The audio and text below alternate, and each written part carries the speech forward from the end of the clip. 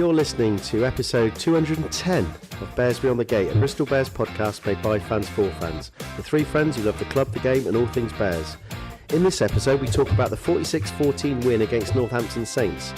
Ashton Gate has not been a happy hunting ground for the Saints in recent years, and they didn't help themselves by leaving out some of their England internationals and giving away a 20-minute red card after 1 minute.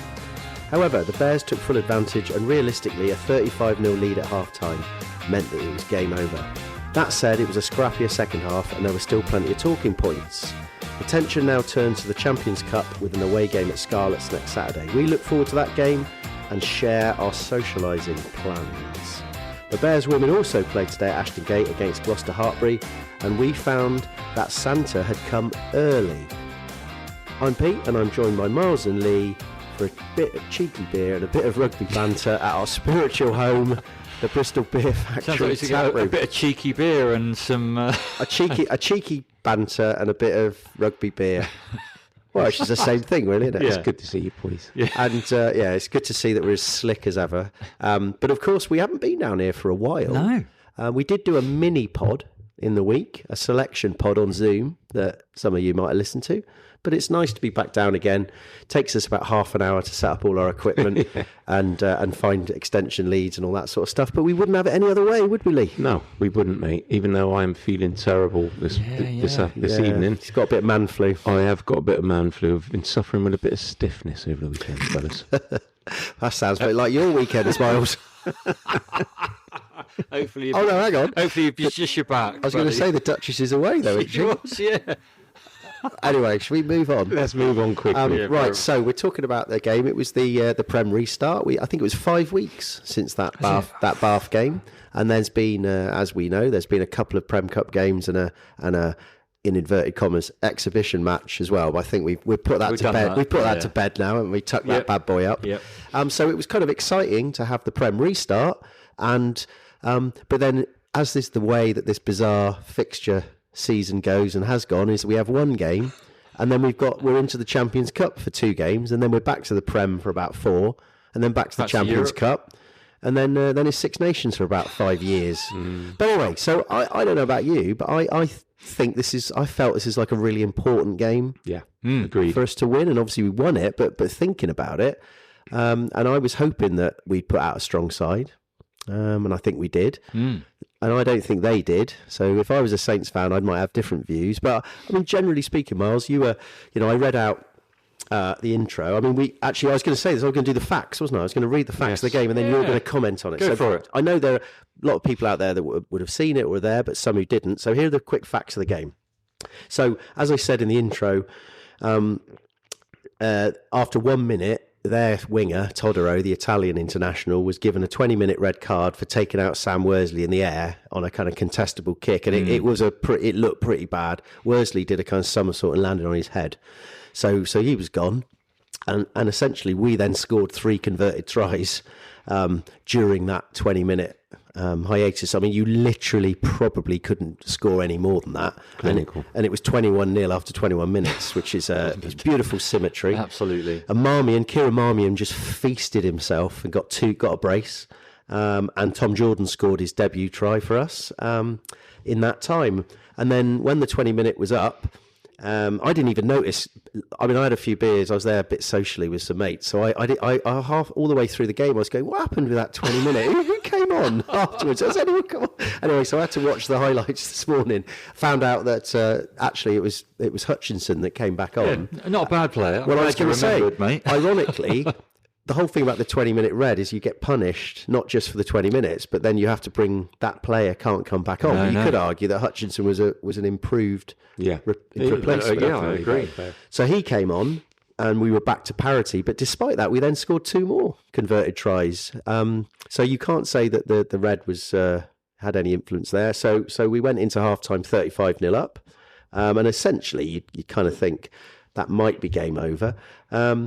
But having said that, we lost Tom Jordan to an HIA and we also lost Batesy to a hammy.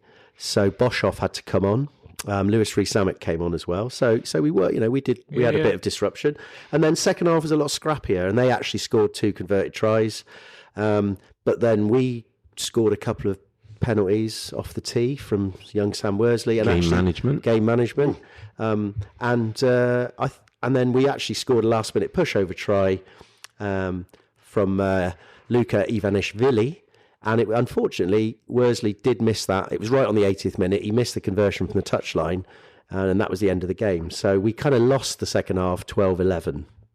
But I think the other fact to report was that we actually finished the game with 4 academy players on the pitch. Worsley, and he is still academy, Halliwell, Gwilliam, the hooker, and Boshoff, who scored his debut try as well. But they were the others, they were on the pitch at the same time as some big players who do big minutes. Batley, Rubiolo, Grondona, Ravovo and Jimmy Williams and Jancy van Rensburg. So it's kind of I thought it was a nice way to finish the game. It was like the unity of the squad was working well. And of course, player of the match was Bernard Jancy van Rensburg. And we love it when he's man of the match because we get to hear his post-match interview. And I must admit, I was a bit disappointed. It was quite cliche-free. It was. He didn't mention Coach Pat and he didn't mention credit to the boys. But he was interviewed by the Queen of Clichés. He was interviewed. I think he was. Thomas. I think he was in awe. He was intimidated by Claire. He just thought, I can't put any cliches out there because she'll just cut me. It'll be like he'll serve and then think it's a good first serve, and she'll just come back with a flat backhand and flat winner. Dear. So although I was going to pick up on something later on about that interview, so I think I'll park that for a minute. Oh. So, boys, that was a quick whistle-stop tour through the game. So, Miles, I mean, what's your thoughts about that? Yeah, I mean, it was absolutely clinical. I mean, okay, despite there being a red card after, a minute, and, perhaps we'll come on to talk about this if there's any time to get a good red card in the game. I thought, that being a man down, we were just clinical in that 20-minute spell. In fact, clinical for the first half. We didn't put a foot wrong. The forwards were dominating and even getting some penalties, despite Tempo being the ref. I think he'd been sent a text or two since the Bath game, but he seemed to be pretty fair on both sides. Punishing where it needed to be. But I thought we just played a brilliant sort of Bristol way in the first half. Forward dominance, the backs just sublime. Some of our key players back from injury, which we'll come and talk about. But I don't think playing that way, I'm not sure there's any team with 15 on the pitch who really could have sort of stopped that forward momentum in the first half. Yeah, I'd like to add, actually, it was, as Miles said, it was the Bristol way.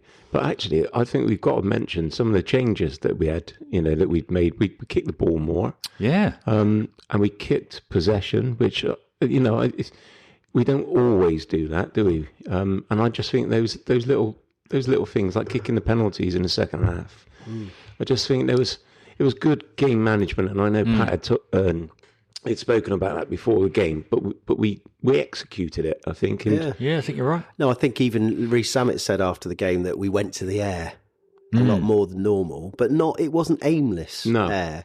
And I think actually, in a way, that 20-minute red card helped us a bit because we definitely did a couple of box kicks after that where they didn't really compete for it. I think they were, because there was one that Ravovo caught one clean and then carried on running. And I did look at that, think that might have been them being a little bit cautious. But I actually think Marmion and Worsley just managed that first half fantastically. They were great. And we had a man advantage, but that doesn't necessarily mean you're going to get gonna just be rampant because the team can do all sorts of stuff to slow you down. But I thought particularly Marmion, I think there's some really intelligent kicking, and Worsley's got a big boot on him for a young lad.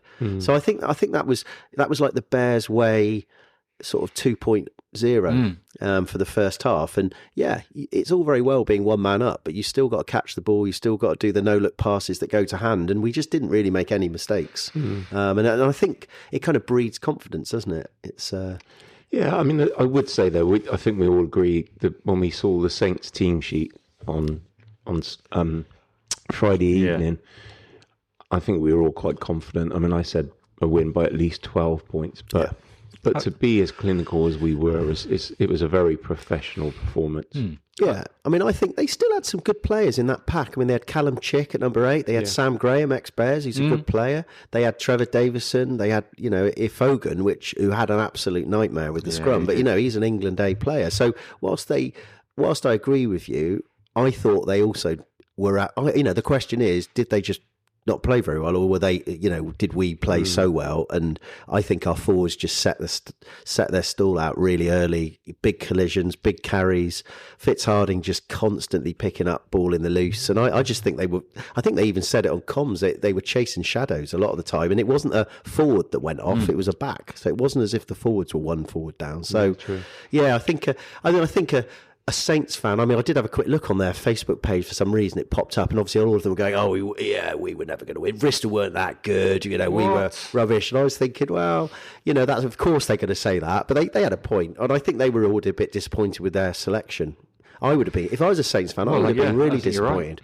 Because is Pollock still on holiday? Yeah, I mean, why has Pollock got a week off? He didn't do anything. Yeah. He played about 10 minutes in those games. Absolutely. And this is I suppose Saints may counter and say they'd won all their games so far, so they could afford to lose one. But I just thought, we had Rubiolo. He played last Sunday, did 80. Yeah. I mean, Grondona did more than 80 because he was scrapping with Pollock afterwards for an extra 5 minutes. And these boys did full 80 today. They don't.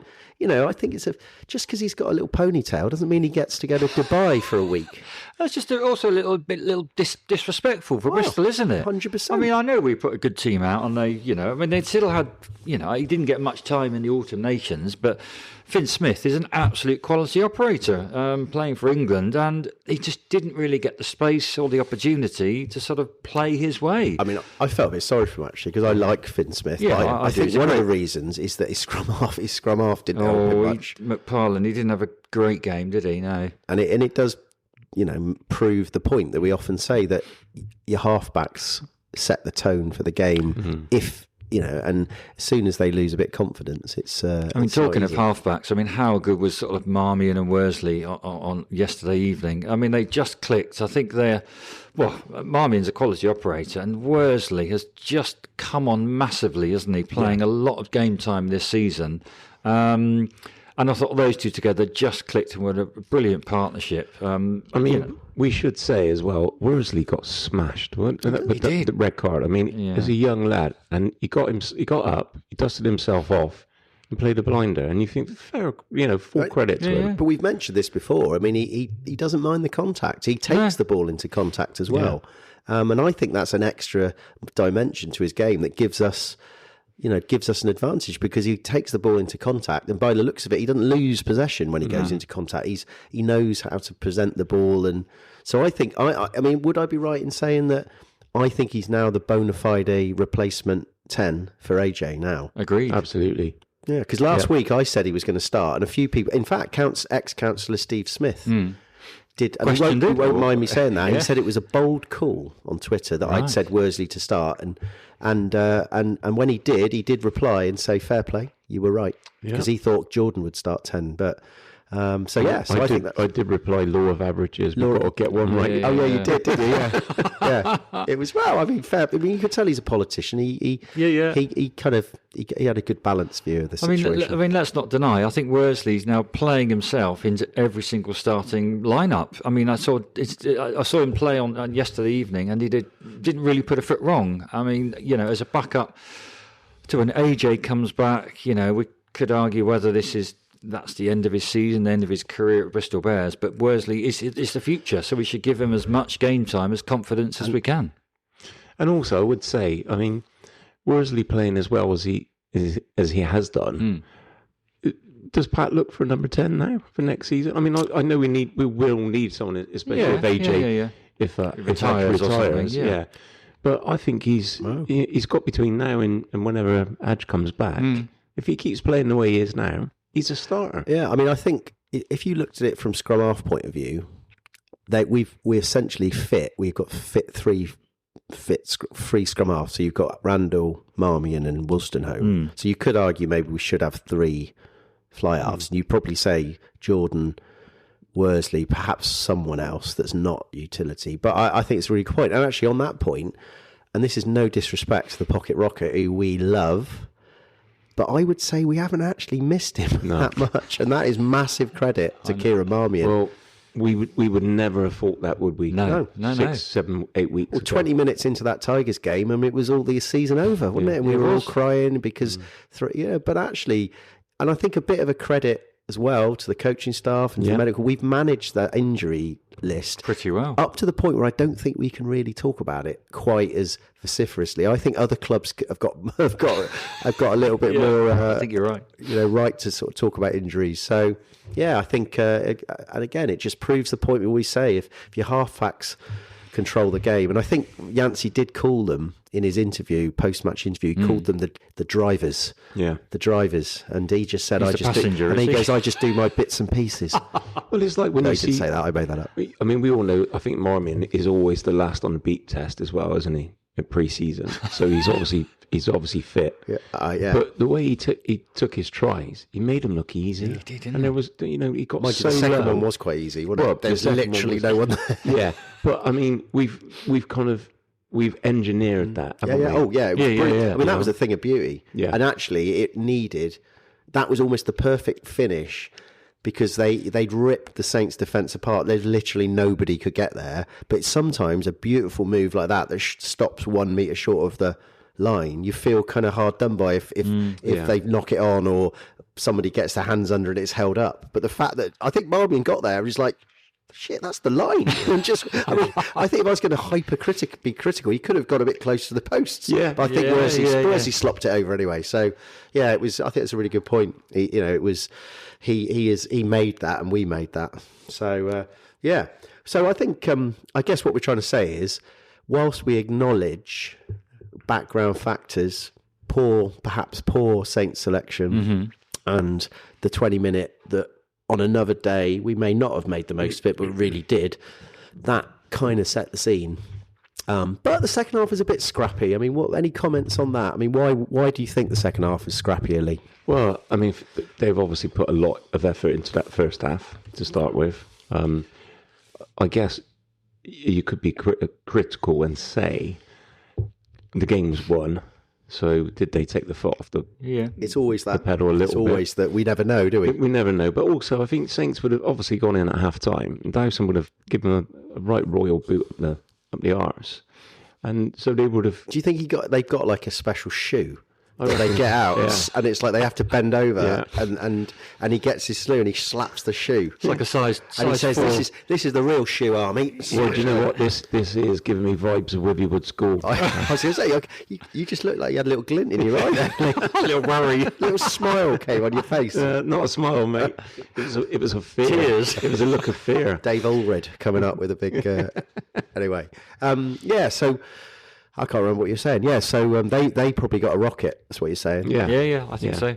And I mean, what? Any other reasons, Miles, that you can think of? I can't see that we really took our foot off the gas. But they were a little bit more clinical. You're right. They were a bit of a boot up the arse at half time. And their passing was more clinical. They were hitting their man, and there was a little sort of chip through from Furbank onto the wing who scored and. That was a good try. That was a great try. And then obviously it'll pick and go and dive over, find a huge, is it Van der Merst? I mean, JJ Van der Merst. Absolute unit. I'm not sure many people would have stopped him. And that was a fair pick and go forwards try. So there were two great tries. And, it would have been great if we nilled them. It would have been great for fans, but not for rugby. So I think they deserve those tries. They stepped up, linked up with all their forwards and backs, and a couple of nice tries. Yeah, I mean, Furbank did have a good game. Yeah, didn't he did. He is a good player, and we want to see good players. That's why it's a bit disappointing we don't have good players. I mean, it's a what if, and what ifs really aren't really sensible. But if Mitchell had been playing, and if Pollock, if Coles had played, and Pollock had come on and given them a bit of energy, I think we would have. But we would have. We would have maybe had to change the way we played. But I mean, if Pollock had come on, I think Grondona would have looked at Pat and said, "There's no way I'm coming off at all." No. And it was a bit of a shame because it would have been quite fun to see that. And actually, on that note, I know I've got a few lists of things, but I just think the Argentinians, they just bring this kind of physicality and this a kind of sense of aura, of menace. Rubiolo, he never really does much, but he just roams around, but he he does, gets, doesn't he? but he does do lots because he's so strong, and he secures ball, and he wins. Like, he's just, it's unbelievable, I think. Yeah, it was great. You know, they didn't look that menacing in the sports bar when they were leaving with a little margarita pizzas and a bottle of water, though, did they? That's true. But, you know, hungry lads, it takes a lot out They of you. were off duty, Miles. I get you, I'm joking. So here we go. I think, I mean, there's a few. I thought what we'd do is we a few little talking points. I mean, we've covered a few little things there, but there's a couple of other things I wanted to say. So we've talked about the Bears way. Should we disappoint we lost the second half? I don't think so. I mean, also we had we had some personnel changes, and that always makes. And we had some young lads come on as well, and they got to find their feet. So I think if Worsley had slotted the conversion at the end, we would have won that. Set piece, scrum. What do you think? You're a scrum expert, Lee? Of course I am. Nobody is really, are they? No. But He's like, apart from Are we experts on anything? he's like the flats of the podcast. I mean, I thought the scrum. We could comment on the scrum because it was. I think it was a talking point. Yeah, I mean, I think it was. I mean, on a personal level, it was great to see Thacker back in. I mean, I loved the guy, and I did my. He was so dynamic, wasn't he? He did spend a tenner of my money because first try. Yeah. So Marmion beat him to that. But, You know what? I was watching Thacker, and I thought he is really good. Like, it is still an absolute travesty that guy has not played. Yeah. Not even got picked for England A when Ogre got picked, and that's no disrespect to Ogre, but it's just something about him. He's just swagger, and he's strong. Well, the thing is, he's had to sit on the sidelines for such a long time now, and yet he comes on, and it's like he's never been away. He was so good, wasn't he? Because he almost scored. Well, Marmion's try, wasn't it? You're right. I thought he was going to make that. He took 3 or 4 players with him, didn't he? And also, they did a lot of line-out moves where he comes, he spins off and hits the ball, and they hits it, and also his darts. I mean, he's a great line-out thrower. There's not a lot you can say that's wrong with that, because they might say he's not a good scrummager. But I mean, really? I thought our front row were brilliant. Yeah, they were. And talking about the front row, what are you going to say about that? Well, I was going to say, to back that front row up, we had, Batley and Pedro, and they're just amazing, aren't they? And like you said, we've already discussed the merits of Pedro and the animal. Well, but Batley just gives he calls out the line-outs, and he just gives you that solidity, I think, and. Batley is the new Luatua, really. Yeah. When you think, when you look at someone you need, when chips are down, you're looking around. Who's going to tell us what to do? Who's going to lead from the front? Who knows what's going on? He's not just physical, but he's skillful. He's got great hands, and he's also intelligent. He's actually, and I mean that was recognised by England A. Yeah. He would have been captain if it hadn't been for his blooming inconsiderate wife having a baby. So I don't know, Batley. If we got, I mean going just tangent a bit. I mean, Alex Coles, I thought, played well for England over the international. He is a good player, but Batley's got to be somewhere in the background if there's some injuries, and Itoji's not. Definitely if part of the Itoji gets conversation. injured, Chesham's injured. I'd say he's close to being the next tranche in line, and I wonder in the Six Nations, could this be the time for a big Joe Batley showdown? Well, let's hope so. As long as he comes back, and he's not broken, because we have had a few. We have had a few incidents, This haven't is we? true, he's got some surfing injury. But you mentioned Tempo earlier on, and actually Tempo was on our side in the I thought he had a scrums. pretty good game, actually. Yeah, he was penalising Saints a little bit more, wasn't And he? he gave, I think, Chawatama, and actually let's big him up. Chawatama, who is, we're not sure about him, but he's had to step up as tight head because we haven't really had anyone. No. Kloska and Lahif not fully fit. No. 3 scrum penalties. That's pretty good stats. I mean, he had a great game, I thought. He was just dominant and, just giving it some, wasn't he? When we got the scrum penalties, they're large. I think there are some players we get in that hit the ground running because they're, they know they're at a certain level. And I think Lovejoy is someone who he needed a bit of time. And I think he's had a season, hasn't he? And he was a bit injured and never. But I think now he's like an old antique. And he's dusting off. And he looks happy. I love it. It's a great, very Miles. That's an absolute good. classic. Look at that. I think we need to just finish the podcast right there. That is brilliant. Improving it with price and age. We're just lucky that the listeners are of a certain age that we remember Our 14-year-old listeners, the ones on the downs that love us, they ain't got a clue what's going on. Anyway, nice one, Miles. We leave that for them. I think scrum.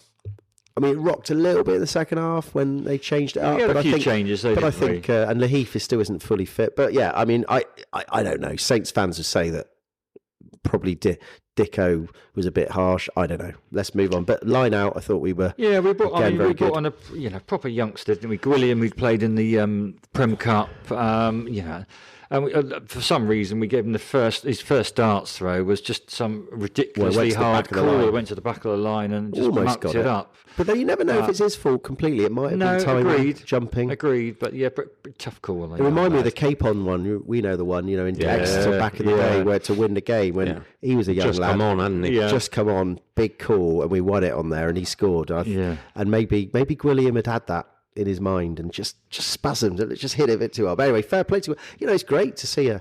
He got a very last minute call up, didn't he? I think O'Gray had a bit of a stomach bug. Yeah, I heard he was in KFC. He was just typing in his lunch. He went down, did he? Let's not start any of those conversations. And he opened his phone, and it's like Pat on his phone. It's like, actually, I wonder.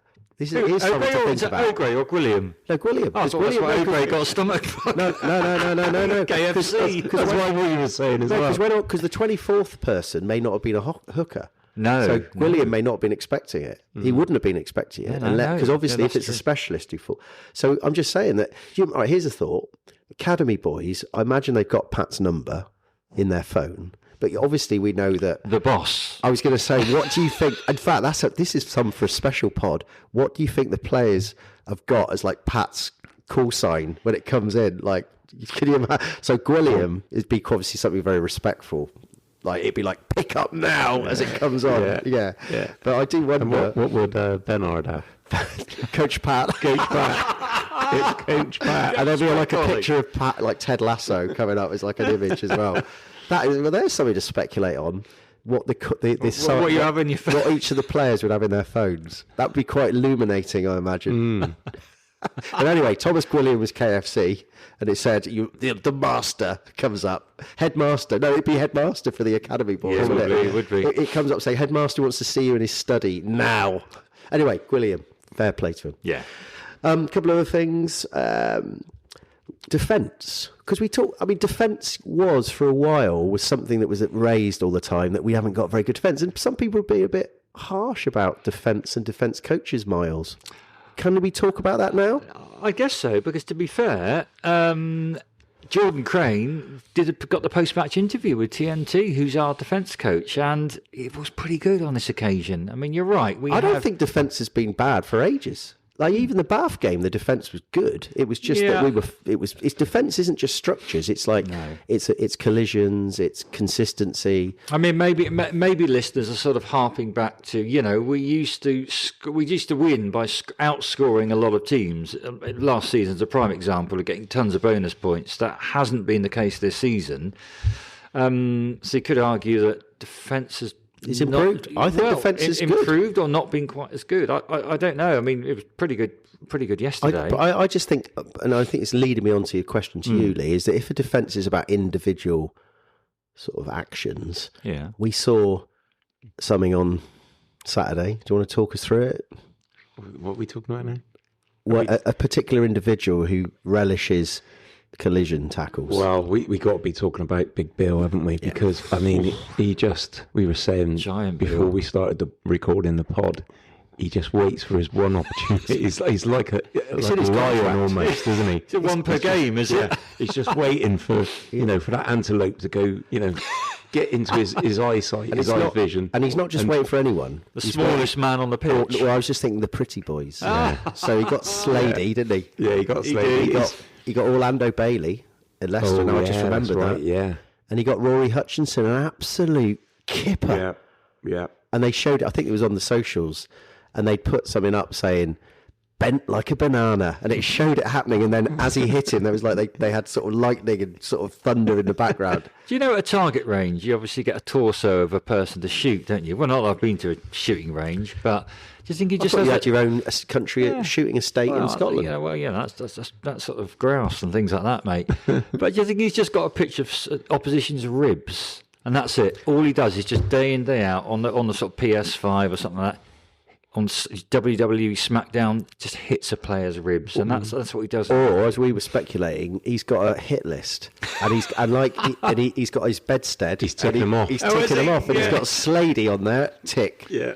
Hutchinson tick, Oh, Orlando I tick. like it. So this is another little fun thing we can do, is like, who's on his hit list next? So who are we playing? Oh, Scarlett. We don't really know We any know any Scarlett's Scarlett's players, do we? French. I bet he's probably fancy lining up a few French boys from Po. Well, do you know what I mean? Because obviously Scarlett's had a load of players in the Welsh side yesterday. Oh, did you see that game? Because Yeah, That was- well, it was in the the sports mild book. loss. apologies to our Welsh listeners, but that was a beautiful thing to watch as an Englishman and a Bristolian.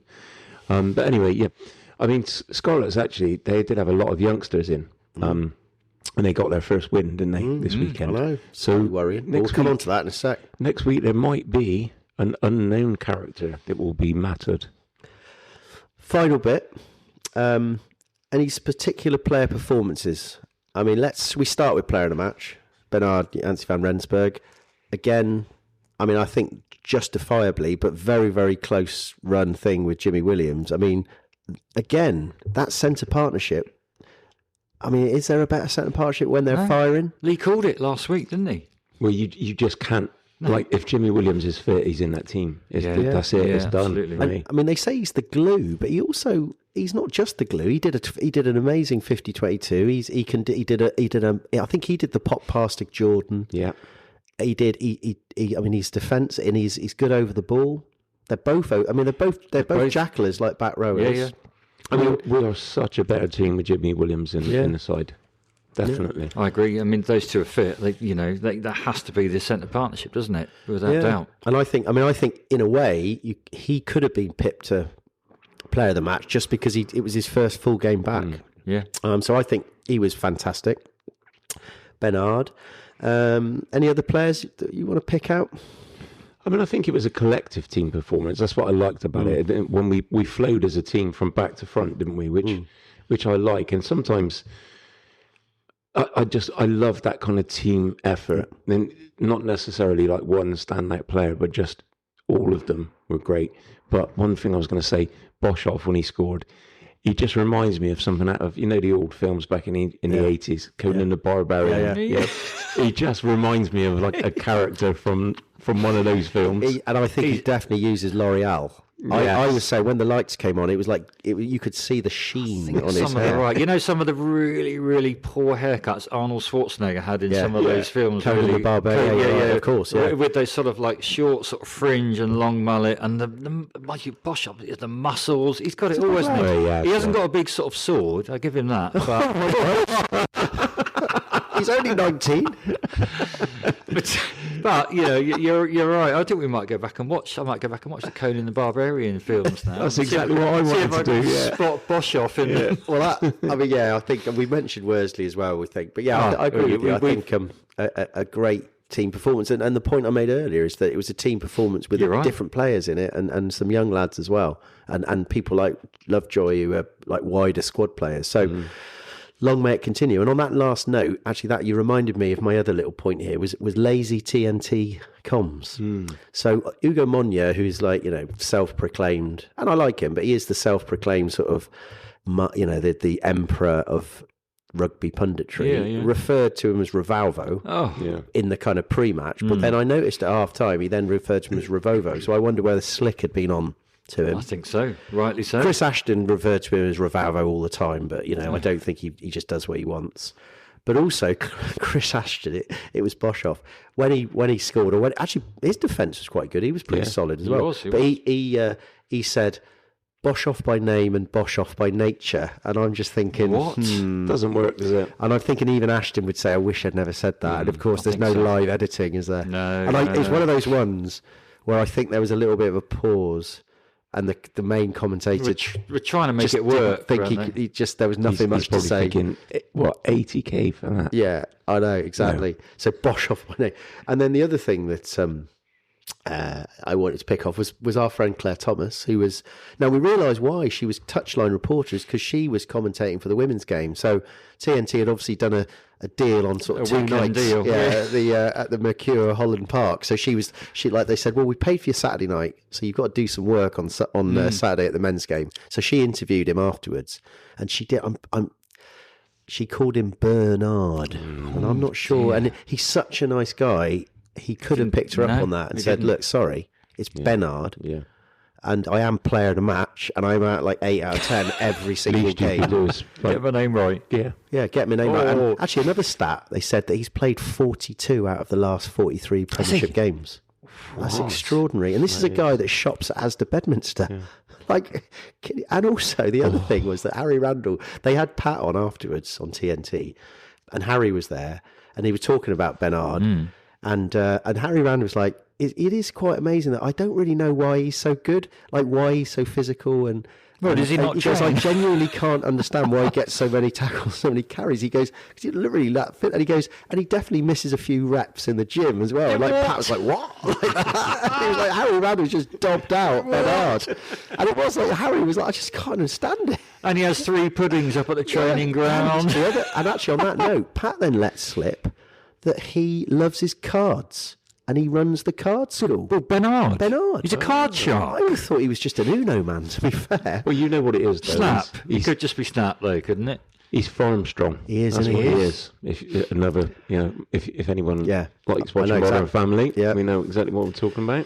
Farm strong. It's like your sort of housing estate strong. It's that sort of thing. It's like your strength comes from your like background, and your environment, not from the gym. It's from life. Would you remember back in the day? Obviously, Dan Thomas during COVID period. What was he? Was he bench pressing sheep or He was Dan Thomas. Yeah. So I can just see Bernard when he goes back home. He's bench pressing wildebeest. Surely, isn't he? Something like that. I reckon he juggles sheep.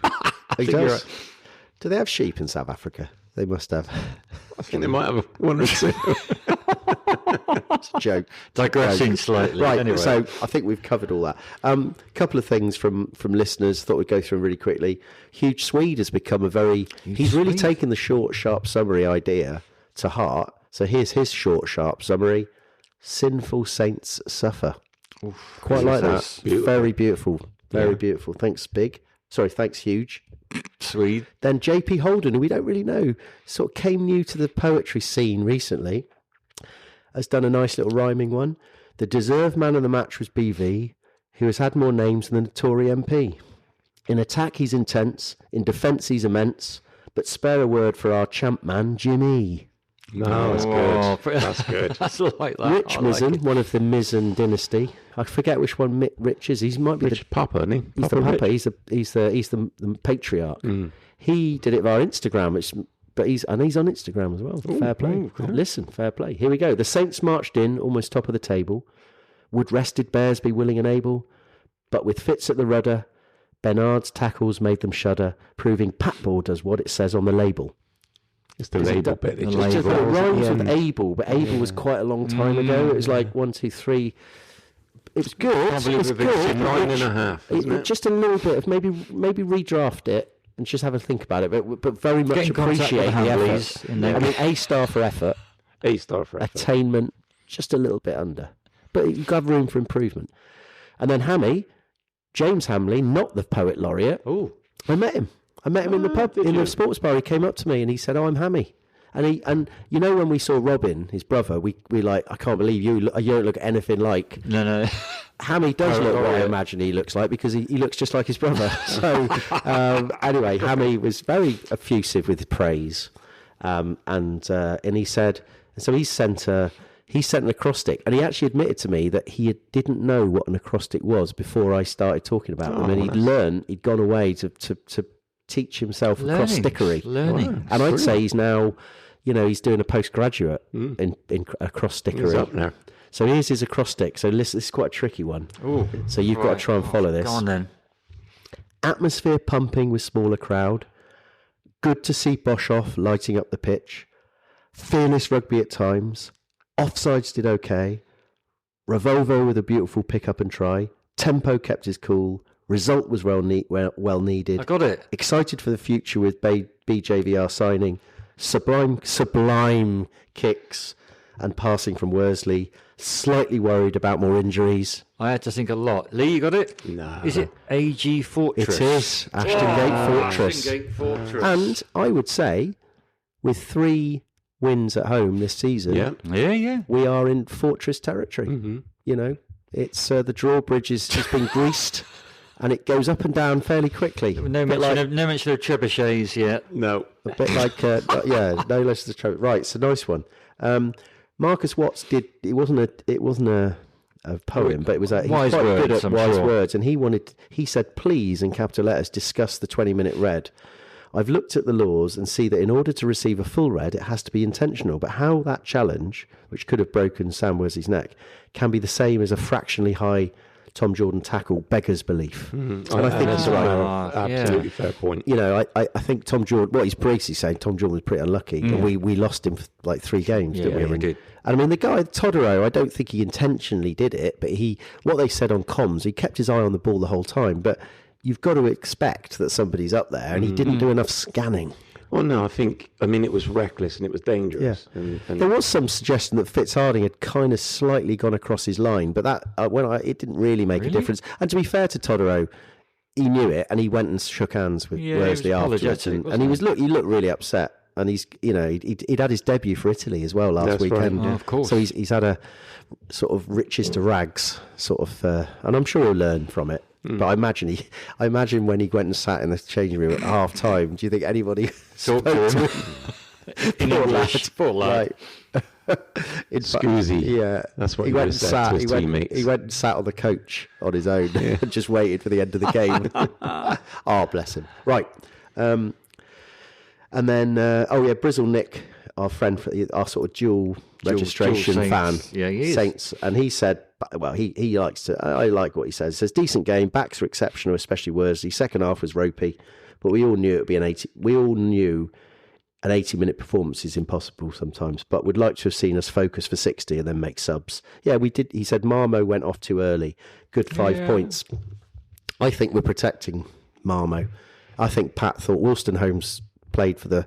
Well, I trust Wolstenholme, and in fact, I think he probably thought I need to give Wolstenholme a bit more maybe high tempo practice because we may well need him in the next thing. So I think Marmy in at 50, calculated risk, but I can see why he took him off. Agreed. So, a couple of other things. I met Christopher Thorne, who was the guy that came second in our hero listener raffle when I'd made up a prize, which was a discount card for Bristol Beer Factory. Oh, sorry. No, not the handkerchiefs.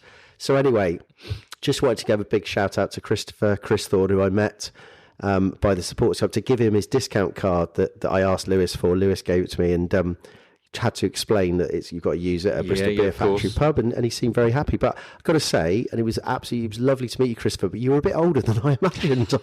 I didn't really know what to think, and he's one of, we span all demographics. So young and old. So it's lovely to kind of feel that we've got a whole range of people who do listen, including pensioners. And he said, well, he goes, to be fair, Pete, I usually get through about 10 minutes and then I fall asleep, but it's fine. Anyway, he still listens. He didn't say that. He was very complimentary. The only other thing about this weekend was we went to the women's game, Miles. It was kind of like we said, it must have been like being a Saints fan at our game, the man's game, because the women lost 54-14 to Gloucester Hartbury. Chastening, wasn't it? Got a quick comment? It's hard because we obviously, the last time we saw Bristol women play Gloucester Hartbury was in the semi-final last year, wasn't it? Where until 60 minutes it was pretty close, but it was quite apparent after 60 seconds today they were just going to get hammered by Hartbury, and I couldn't put my finger on it because there was a splattering of red roses in each team, aren't there? We had Sarah Byrne, Hannah Bottoman and Abby Ward. And they probably had 4 to 5, didn't they? Natasha Hunt. They had Mo Hunt, but they had Mia Venner, they had Tatiana Hurd. And Emma Singh. And I think that's the difference, that we had we had our best players in the pack, but they've also got a really good pack, whereas they had their best players in the backs, and they just looked different gravy. I don't get it. And despite them losing their head coach to Wales last season, I thought they'd take a dip in form, but that's nothing has happened at all. No. They are what would appear they are such a close-knit bunch of women playing and coaching staff. They are just as good and formidable, and I can't see many teams beating Gloucester Hartbury women this season. Really good. I mean, you have to say at the moment that we have gone backwards, haven't we? It feels a bit like that. It feels a bit like we've had a change of coaching, a change of staff, a few players like the Amber Reeds out that glue the team, and your Holly Aitchisons, your Amber Reeds. Yeah, and you're right. Yeah. And for a season, it would appear that it's taken a bit of a step back. A transitional season. I think it Yeah. is going to be a transitional think season. so. I think that's fair enough. But Something I forgot to mention briefly, reverting a little bit. Talk about the crowd today was pretty good. They opened the Dolman stand, didn't they? And you know, it was sunny but flipping cold. But on Saturday evening, there was a supposed crowd. We were announced of 15,500, but it didn't quite feel like that. The Atio was opened up for some supposed. we thought I thought I read it was a student promotion, deals, which is good. Free because curries there and was, something like yeah, that. but it was good though because we've always said just get people in there, get people off the streets. It didn't quite feel like I was watching the sort of the TNT commentary today, and the bit of the Dolman Centre at the back was pretty empty. So maybe it was maybe it was nearer 10 to 12. Yeah, well, whatever it 15. was, I think I thought it would be a bit busier. I thought 5:30 on a Saturday when we haven't had a Prem game for a while would have been quite attractive. I mean, I don't know any reason why. What do you think, Lee? It's like, Well, I would say, because obviously I was feeling pretty rough. say man flu Saturday. epidemic. Yeah. I was feeling pretty Man. rough, so I could not face going down for 2 hours. it was cold. I mean, I sat next to Rich and Miles because you Absolutely. knew that I was going to be over in the Lansdowne, so you know you I would have made it if you would have been there, Pete, obviously. But no, what I wanted to say is actually on the TV, the atmosphere sounded quite good. it wasn't. Did it? Yeah, it was at times. really yeah. did. I think it, like every rugby game, it gets when things happen, it gets good, and I think a lot of good things happened. And it got. I mean, in the second half, I must admit, I lost focus a little bit as a fan in the second half, and looked up, and it was 71 minutes. I was like, "Whoa, where did that time go?" Because not much happened. It was a bit attritional at times, despite a few tries. Whereas the first half, it was like, I mean, we were up and down. You know, doing the old da-da-da-da-da. So many times I thought I'd strained my hamstring myself. There was like hamstring injuries all over the place. There was like middle-aged man jumping up and down. The medical staff are like dealing with all sorts of casualties. You didn't even have time to sip your beer, did you? No, not really. It's I mean, I don't know. It's just one of those weird ones. My instinct was like you, Miles. It didn't feel like it was rocking. It was off. I guess it was our first 5:30 kickoff on the sort of TNT structure, wasn't it? This season at home, and I don't know. It felt slightly odd time. I mean, you should have had all was the good time fun. in the world to get there, but it was good fun. You know, I took my kids down. They lasted till 70 minutes, and then got bored and went home. But you know, fair enough. Anyway, talking about going to games, which is what we're talking about, is we got to move on because go for very it. quickly we're obviously now into our Europe block of 2 games. Is that a block or is it just 2 games? I think you have to call it a block. To a mini block. Is it a low block? It's a low Or is it block. a high press? Low tape, low or mid We're tape getting into fade. football cliches here. It's a low block, I reckon. A low block. We'll settle on that. We, as listeners may have, if they've got as far as this Juncture. way into the pod in the previous ones, will know that we are going. We've booked a travel lodge. Is it what, Miles? Is it a double and a single? Or have we got separate Yeah, rooms? what is the What is the situation? situation, Miles? You booked it. What's a good? I don't want the sofa bed. I will let you know when we check in. Oh, that sounds worrying. doesn't Just it? kidding. No. We got a room each. Got a room each? All right, go for that. We're next to each other. All right, okay. But anyway, and we're going to drive down leisurely drive in the afternoon. And we've decided that we're going to, with a bit of discussion and also a bit of help from Mark Evans, listener of our Instagram, we decided that we're going to try and get to the halfway in, which I've also That's heard. not halfway between here and Kamal, then. No, is it? about it's 5 minutes walk from the ground. And actually, a Scarlets fan actually came on our Twitter feed as well, I think, to say that that's usually where rugby fans go, Oh, and it good could be shout. quite busy, but we're going early, so I reckon we should get down there early, boys. So we'll be in the halfway in, and you know what? I had a great idea. I might bring the hankies with me because I've got the car. I could bring. So I've said anybody is in the halfway in and knows what I'm talking about. I'm going to have the bag of hankies with me. Listen to the pod. And then I thought we could even just take the hankies with us and hand them out. Yeah. That's something to do. It's a good idea. Yeah, maybe even on Sunday morning, just go around Llanelli handing out hankies. So if you're listening, letterboxes. I'm pledging, and you boys, it's your responsibility to remind me before we okay. leave and check when I get in the car that have I got the bag of hankies. Good Okay. check. Fair enough. We'll do Okay. I mean, we don't really know, as you pointed out, Scarlets won for the first time, didn't they, yesterday, with, they killed with none of their Glasgow. players. Yeah. And I don't know what that tells us. I don't think it tells us. Well, I mean, it will say probably that the youngsters are probably a higher standard than that we might have thought initially. Yeah. But by all accounts, Glasgow did play really poorly. But it will be a completely different side that we're going to face on Saturday. So I think personally, I don't know if you might disagree, but I'll let you say that. I think we've got to go heavy for these two games because they're two winnable games. Scarlet's away isn't the worst away game you're always going to get, and Pau, even though they're going well in the French league, you've got to look to win your home game. So I personally think we're going to go pretty heavy. So if you think about the team we had Saturday, which I thought was pretty good. Yeah. Rather than go through the whole team, what do you think? What changes might there be for Scarlets on Saturday?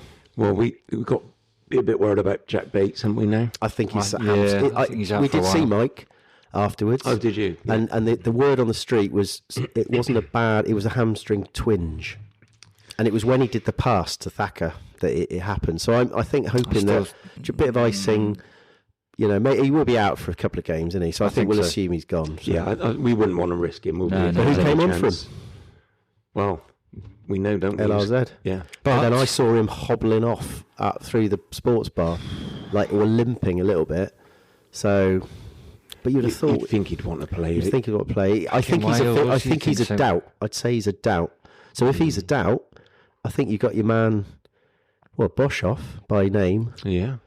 Boshoff. Well, he's Welsh. He's a Welsh. His mum's Welsh, and his dad's South African apparently. So he's going to be champing at the bit. Yeah. He's going to be on Pat's case all week. Well, again, it's lovely to have the options, isn't it? Yeah, it might mean bringing some players back. I mean, Elizalde, we weren't. You know, he's fit, isn't he? I would have thought he'd be coming on the bench. We'd forgotten to mention him last week, and we always forget him, and he's a really good player. Yeah. So Ogre will be back in there. Ogre will be back in the team as well. But will he be on the bench? Who knows? Because Thacker, I mean, I think they're interchangeable at the moment. It's like the Uren Randall situation. Obviously, a worry over Tom Jordan, whether he'd pass HIA protocol. Pat was quite scathing in the post-match about that. He said that he got taken off, and he goes, but a guy that can, it had happened before he did that sort of sliding take. Mm-hmm. And he said if he was able to do all that, it suggests he could do what he was doing. And he reckoned he was a bit vague because they said, was it his mouth guard thing? And he said, well, no, it was just the doctor saying. And then he said, it's actually really, he said, I've done the HIA test and failed it, even though I didn't have an HIA. Because he said it's really difficult. Pat did. Yeah, he joked about it. He said, but when you're fatigued and you've just done a sliding power slide, it's not that easy to pass the HIA. So he was basically saying he didn't pass it on the night, but basically there wasn't anything wrong with him. Right. So I'm saying Jordan will play, and I don't think he'll play. I think he'll play 15. Yeah, I think so. Don't see otherwise. I think Jimmy and Yancey sorted. Kieran Army clearly starting. Wolstenholme on the bench. Any changes in the pack though? So it's the big pack. I think there's one big one. Who's missing? Who's missing? Who was missing? Who's allowed to have one game off? Genji. Yeah, of course. I was just trying to think then. I know. Genji's got to play. I mean, he's got to. I mean, there's no reason for unless he's injured, he has to play because he's had a game off. Unless he gets injured this week in training, maybe. Or gets injured getting off his deck chair in Dubai or wherever he's gone. That's Pollock. Genji's got to play. He has to play. I mean, he has to play in the sense that I understand that they're allowed one. He has played. I think so. I get it. He didn't play full games for England, but he has started and he's intense. Some time off. Yeah, he's had time away from his family. Give him a week off. Fair enough. But it's one. I think they have to have one game off, and if this is the one he had off, and maybe that's what Pat's plan, But he has to play. Well, he's our leader, isn't he? And he's also paid a lot of money, and we're season ticket holders, so we want to see him. Let's look at last season versus this season. We had some tough opponents. We had Leinster at home, which we actually played really well. But for the last two seasons, we've been kicked out of the Champions Cup and the Challenge Cup on the same night 2 years in a row. Yeah. I think as fans and paying fans, we want a round of 16 at least. That's not acceptable. No. I think we need to get to a knockout stage of either competition.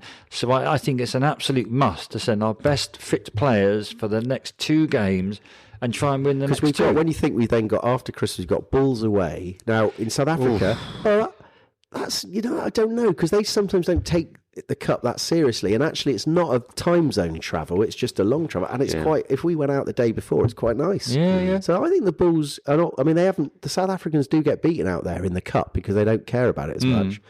And then we've got Bordeaux at home, which is going to be tough. But if we've won 3 by then, I think we accept we're not going to have a home round of 16. No. Well, it could be another trip. But it'll be a road trip trip. somewhere. If only, what somebody you can get a direct flight to. Well, I mean, to be It'd honest, be nice, wouldn't it? given my busy life, I just hope it's an away trip to Cardiff. To be honest, that'll be about all I can manage.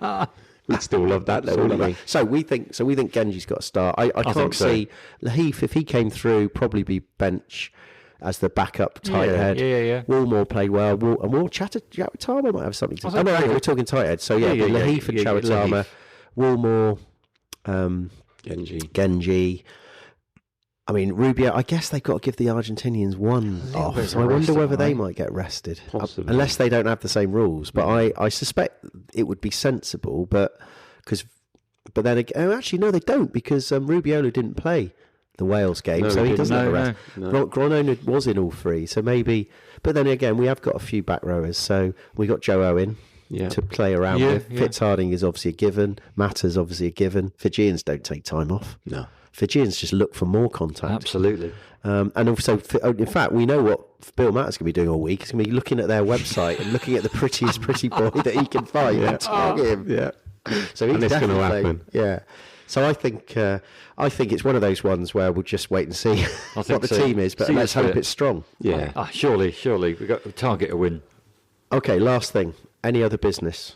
We had a bit of a goat for... It's a minor goat. It's a kid, isn't it? And what was it, Miles? Well, look, which we have commended. Looky like he can. Yeah, we've said that it can It's be a grower. very good. It can be very good, and it can be slightly poor. And we did say that Dame Edna Everidge at the Australia game was very good. We had Jesus, or John Lennon, didn't we? Sorry, that was very good. Yeah. We've had we had Alan Carr, didn't we? The last one, but I was joking about that with someone else, and I was saying that Alan Carr one, when it come on to him, he knew that he like rolled his eyes because he know that's happened before. Yeah. And then we had Bob the Builder that we were very disappointed. We actually didn't we call that out with Tom Tatum? Yeah, because someone had dressed up as and Bob I'm the Builder. a little bit disappointed with Tom because he's been very good in terms of sort of agreeing that certain things have gone wrong. So we thought we'd put that to bed, that you don't have a lookalike who's dressed up like a lookalike. He has to be a natural lookalike. I think so. And what the hell, Miles, did we see on Saturday? Well, I mean, do you go to a rugby game dressed as maybe any sort of bear other than Brisley? Do you? No, of course not. What about a cartoon bear? Would you just come to a game dressed as a cartoon bear? Any reason why you'd choose that? No, sir. Why then would you come as a Yogi Bear? But I suspect that was in the Atio. Maybe it was a student block. Maybe. But okay, we could just about accept. Maybe it's a stag do. You're dressed up. You got a bit confused about what Bristol Bears, what sort of bear it is. But then to be picked out on the lookalike to be looking like Yogi Bear, it's like he's dressed as Yogi Bear. If there'd been some guy with like a really like hairy face and a massive nose or something, maybe. Yeah. You've got to be a human that looks like something, not dressed not just as Yogi. I mean, it's actually, I said it's not a big goat. It's a kid. It is a kid. It's turned into. We've turned it into a big goat. I think we need to know who is it that makes it. Is it Downsy doing this? I don't think it's Downsy. Downsy wouldn't be doing the hard work. It would be someone up in the box. Somebody's panicking. Maybe couldn't find anyone. You are under time pressure, aren't you? Yeah. And if it's dark, But then if you haven't got anyone, just leave it. Just do it. Yep. But then he's think, shit, all I've got lined up is air guitar cam. I can't do that either. Well, listen, hang on. Anyway. Or Good Energy Shout. That's a new one, wasn't it? Yeah. I don't know. I wasn't concentrating the second half. Right. So that was minor goat. Second, they've got two more things to say. I wanted to mention the Supporters Advisory Committee. Of course. I'm sure a lot of listeners know this is set up by the club last year. We actually had one of them come on the pod just to kind of explain what they do. They are... they meet, I think, at an irregular basis, but they do feedback to the club. And actually, it's been on a lot of the socials, so I'm sure people have read it, Facebook, if you want to see it, Bristol Sports Facebook, and also the forum. But, yeah, it sounds like the club have made a few changes. And air guitar cam was one of them. They said, it was really wrong that came on when his Achilles had gone. And the club put their hands up and said, unacceptable, that won't happen again, and a few other things which I can't remember. But I was the guy who's in one of the people had actually contacted us and was I said I'd let him do a little thing about it, so at some point we'll push that. But it sounds like these guys they take it seriously. The club have are taking it seriously and are listening, and so I think we need to be very positive about that. And I think it is a trend that I think the club is shown a lot more interaction, and I think they always have, but they really are making a big effort. So there's some really encouraging response from the team and the directors, including Tom Tainton, about things like the club shop, the shirt. But I think they're a little bit hamstrung by the sponsors this year. I think we all kind of knew that, but the reason that the home shirt came out late was they were still trying to get the sponsor sorted. But he did say that O'Neill's, when some people complain, are not a proper big company, but they do have shorter turnaround times, which leads us to our final item, and this is something that it kind of segues nicely in for all of these things. So we had a little email from the club, from Tom, obviously Tom Tainton, our chief executive, and it's slightly out of the blue. It was like kind of about 7 o'clock at night, and it was just saying, "Oh guys, I've got something for you and a letter for you to read out, and if you want to pick it up at the Saints game, that'd be good." So I went and picked it up, and it was a nice little Bristol Bears bag, and this is what the letter said. Shall I just read it out? Yeah, read it out. Yeah, go for it. It said it's on Bears headed notepaper. Very nice. And it says, it said to Pete, Lee and Miles, "Here's an early Christmas present for you to enjoy." And in the bag were 3 bobble hats, the brand new bobble hats. Very nice. And it said, "From all of us at Bristol Bears, keep up the great work. Thank you for everything you do, keeping the fans informed and holding the club to account," which is, to me, is like it's an invitation, isn't it? Absolutely. Then he says, "P.S. and I've checked for spellings and grammar. It's all very good. P.S. We've got thousands of these in the club store now. So can this please signal the official end of Bobblegate?" I think we're all agreed. We're happy to end Bobblegate. Yeah, best wishes and up the Bears, Tom Tainton, chief executive. We all three of us agree, and hopefully many fans, that it's been put to bed. And exactly, it was flipping cold on Saturday night, and those hats were timed brilliantly. The boy done There's good, plenty of Tom, stock. It's timed perfectly. Absolutely. And fair play to Tom for enjoying the joke. It's nice to add a little bit of cheekiness into it as well. So get down the shop. Obviously, Christmas is 1st of December tomorrow, so get your stocking fillers in, get the hats in. It's going to be pretty cold in West Wales next weekend, so we will definitely be taking our hats with us. And a big seriously, big thanks for that, and we appreciate that, Tom, really do, and we appreciate that you've given us a free license to hold the club to account on any time we want to. But actually, we're all working in the same direction. We're all trying to... Yeah, and actually, Saturday was a good example of that. The metaphor of the team working together, academy lads working with beast internationals, is kind of like the way it should be across the whole club. So, yeah, of course. If we ever criticise, it's only constructive criticism. We all know that. Exactly. Yeah. And I'm sure you can imagine what they say about us about our backs. Yeah. So I'm sure it's about 50-50. Positive criticism only. Anyway, on that note, if some of you are going to Scarlets, which I know some of you are, we're in the halfway in, hopefully. And we look forward to seeing you there with our new bobble hats on. Actually, I'm hoping it's going to be quite cold now, so we've got an excuse to wear it. Hope so. Look forward to seeing what the team is. Have a good week. Stay safe and up the Bears.